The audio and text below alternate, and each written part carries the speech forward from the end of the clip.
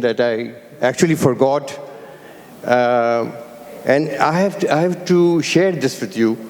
मैं अभी शालिनी से कह रहा था कि पूरे इवनिंग में मुझे इस चीज़ का एहसास नहीं हुआ. But now with this song, I can tell you, it happens every time in every opinion. He is here with us. He is here. He touched my shoulder. Believe me, I'm not exaggerating. मेरी आवाज़ से आपको ये होगा. खैर, let's move on to another song. बहारें फिर भी आएंगी is a film. It has more stories connected to it than even Mughal Azam. Guru Dutt, 10% of the movie was shot and Guru Dutt died. And whole thing turned into a mess.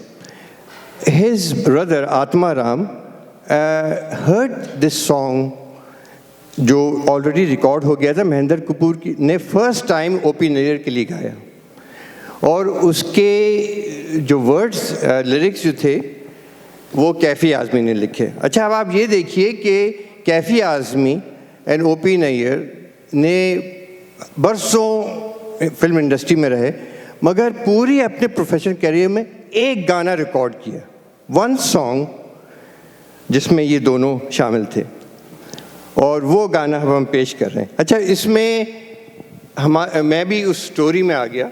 मुझे हुआ ये कि उन्होंने ये मेरे हाथ में एक पेन है, वो आपको मैं बताता हूँ. इस पेन की स्टोरी ये है कि ये मैंने आपको बताया एक ही गाना उन्होंने लिखा था.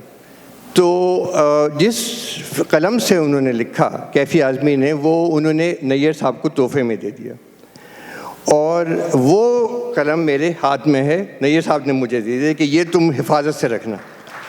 सो I am carrying that with me. And तो कैफ़ी साहब का मुझे, he is also my favourite poet. मैं उनका एक शेर जो मुझे बहुत पसंद है वो आपके साथ शेयर करूँगा. ये किसी फिल्मी गाने से नहीं है, ना किसी गज़ल या नज़म से, किसी से नहीं. ये दिस इज़ जस्ट अ शेर that he wrote. I don't know what sentiments he was in.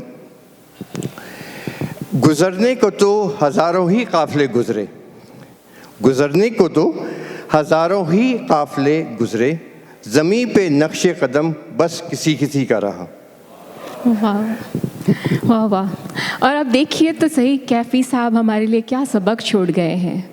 बदल जाए अगर माली, चमन होता नहीं खाली, बहारें फिर भी आएंगी, बहारें फिर भी आती हैं. Life must go on.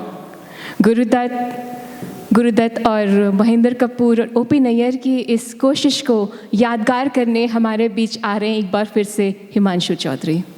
Thank you.